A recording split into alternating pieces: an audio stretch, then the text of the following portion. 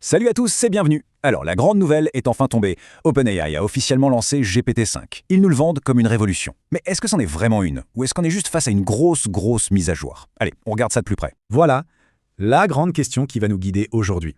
C'est quand même fou de se dire ça, non? Comment est-ce que le modèle d'IA, qui est sur le papier le plus puissant du monde, a pu laisser un tel goût d'inachevé à autant de gens? C'est tout le paradoxe qu'on va essayer de comprendre ensemble. Bon, tout a commencé comme d'habitude avec la grande messe d'OpenAI, leur fameuse keynote, et on peut le dire, ils n'y sont pas allés de main morte. GPT-5 a été présenté comme le nouveau roi incontesté de l'IA, le leader absolu. Alors, concrètement, qu'est-ce qu'ils nous ont promis? Eh bien, pas moins que la meilleure IA du monde, capable de tout gérer, que ce soit du code ou même de la santé.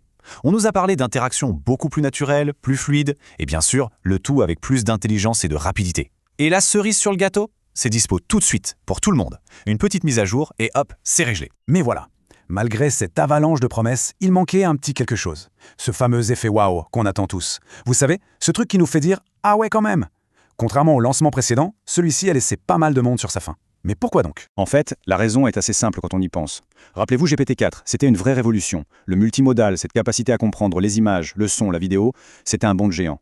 GPT-5, lui, il est dans l'optimisation. Il fait les mêmes choses, mais il les fait mieux. C'est une super amélioration, attention, mais ce n'est pas une transformation. Et ça, en réalité, c'est le signe d'une tendance beaucoup plus large. On a l'impression que le marché de l'IA entre dans une toute nouvelle phase. Après des années de croissance explosive, on arrive à un moment de consolidation, d'optimisation. L'heure n'est plus forcément aux nouvelles fonctionnalités qui changent tout, mais plutôt à l'amélioration de ce qui existe déjà. Alors, c'est quoi ce mot un peu barbare, la consolidation? En fait, c'est très simple. C'est la fin du bazar. Fini les différents modèles comme GPT-4 mini, GPT-3, etc. OpenAI fait le ménage et simplifie tout. Maintenant, il n'y a plus qu'un seul modèle pour tout le monde, GPT-5. C'est plus clair, plus simple et logiquement plus performant. Ok, maintenant, passons à ce qui vous intéresse le plus. Concrètement, pour vous, dans votre utilisation de tous les jours, qu'est-ce que ça change vraiment? Eh bien, il y a de vraies améliorations, c'est indéniable. GPT-5 a l'air de beaucoup mieux comprendre ce que vous voulez dire, même si vos phrases sont un peu vagues. Le résultat? Plus besoin d'être un ingénieur du prompt pour avoir une bonne réponse. Tout est plus rapide, plus juste. En gros, des prompts super simples peuvent donner des résultats assez incroyables. Attention, cette nouvelle fluidité, c'est une arme à double tranchant. Cette conversation qui devient si naturelle crée ce que certains appellent l'effet parler à un pote sur WhatsApp.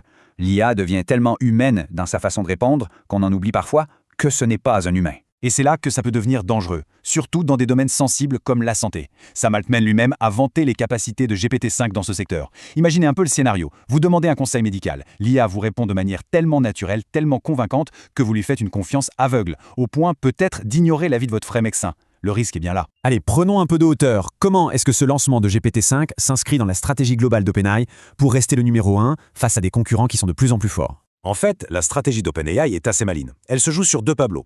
D'un côté, ils renforcent leurs points forts. Ils mettent le paquet sur l'intelligence et la rapidité pour rester les meilleurs en performance pure.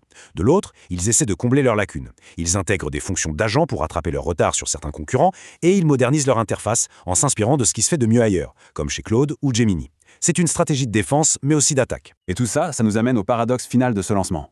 Un paradoxe qui, à mon avis, pourrait bien définir tout l'avenir de la course à l'IA. 1h20, voilà, c'est la durée de la grande présentation d'OpenAI. Et la question que tout le monde se posait à la fin, c'était « Sérieusement, tout ce temps, pour une simple mise à jour ?» Il y avait un décalage énorme entre la durée de l'événement et l'absence de vraies nouveautés fracassantes. Et c'est là qu'on touche du doigt une règle d'or dans la tech. Être le meilleur techniquement, ça ne suffit pas toujours pour garantir le succès. Être le numéro 1 sur le papier, ça ne veut pas dire que vous allez gagner la guerre du marché, surtout si l'effet waouh n'est plus là. On se quitte donc sur cette question, est-ce que la performance pure suffit encore à gagner la guerre de l'IA? Ou est-ce que cet effet waouh, cette capacité à nous émerveiller, est finalement l'arme secrète la plus importante? C'est le grand défi qui attend OpenAI. Merci de m'avoir écouté et à très bientôt pour un nouvel explainer.